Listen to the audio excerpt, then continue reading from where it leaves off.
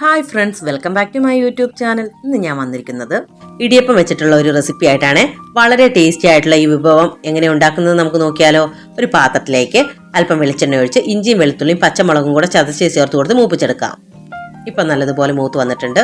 നമുക്കിതിലേക്ക് ഒരു സവോള ചേർത്ത് കൊടുക്കാം. ഇനി ഇതെല്ലാം കൂടെ നല്ലതുപോലെ നമുക്ക് വഴറ്റിയെടുക്കാം.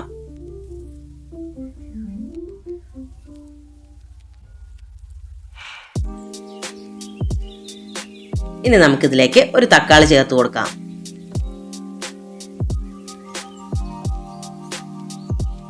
എല്ലാം കൂടെ നല്ലതുപോലെ വഴറ്റിയെടുക്കാം കേട്ടോ. ശേഷം നമുക്കിതിലേക്ക് ആവശ്യമായ മസാലപ്പൊടി ചേർത്ത് കൊടുക്കാം. 1 സ്പൂൺ മുളക് പൊടിയും 1/2 സ്പൂൺ മല്ലിപ്പൊടിയും 1/2 സ്പൂൺ മഞ്ഞൾപ്പൊടിയും 1/2 സ്പൂൺ മസാലപ്പൊടിയും ആവശ്യത്തിനുള്ള ഉപ്പുമാണ് ഞാൻ ചേർത്ത് കൊടുക്കുന്നത്. ഇതെല്ലാം കൂടെ നല്ലതുപോലെ വഴണ്ട് വന്ന് എല്ലാത്തിനെയും പച്ചമണമൊക്കെ മാറി വരട്ടെ. ഇപ്പോൾ എല്ലാത്തിൻ്റെയും പച്ചമണമൊക്കെ മാറി വന്നിട്ടുണ്ട്. ഇനി നമുക്കിതിലേക്ക് നമ്മളുടെ മെയിൻ ഇൻഗ്രീഡിയൻ്റ് ആയ ഇടിയപ്പം ചേർത്ത് കൊടുക്കാം കേട്ടോ. ബ്രേക്ക്ഫാസ്റ്റിന് ബാക്കി വന്ന ഇടിയപ്പം ആട്ടോ ഇത്. അപ്പോൾ ഇവിടെ ഞാൻ ഇടയ്ക്കിടയ്ക്ക് ഇങ്ങനെ ചെയ്ത് കൊടുക്കാറുണ്ട്. കുഞ്ഞുങ്ങൾക്കൊക്കെ ഇത് വലിയ ഇഷ്ടമാണ്. നിങ്ങളിത് ട്രൈ ചെയ്ത് നോക്കണം കേട്ടോ. ഇനി എല്ലാം കൂടെ നല്ലതുപോലെ നമുക്ക് മിക്സ് ചെയ്തെടുക്കാം.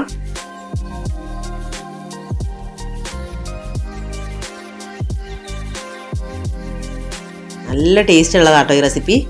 ഒരു ബിരിയാണിയൊക്കെ കഴിക്കുന്ന ടേസ്റ്റാണ് ഇതിന്.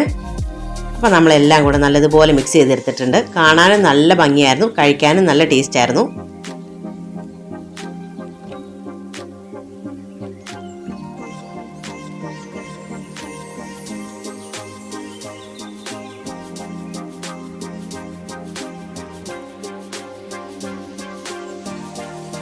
ഇനി നമുക്കിതിലേക്ക് കുറച്ച് മല്ലിയില കൂടെ ചേർത്ത് കൊടുക്കാം.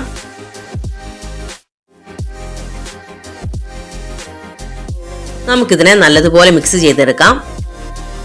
എന്നിട്ടിത് അടുപ്പിൽ ഒരു 2 മിനിറ്റോളം സിമ്പിൾ കിടന്നാൽ മതിയാകും കേട്ടോ. ശേഷം നമുക്ക് തീ ഓഫ് ചെയ്ത് വെക്കാം.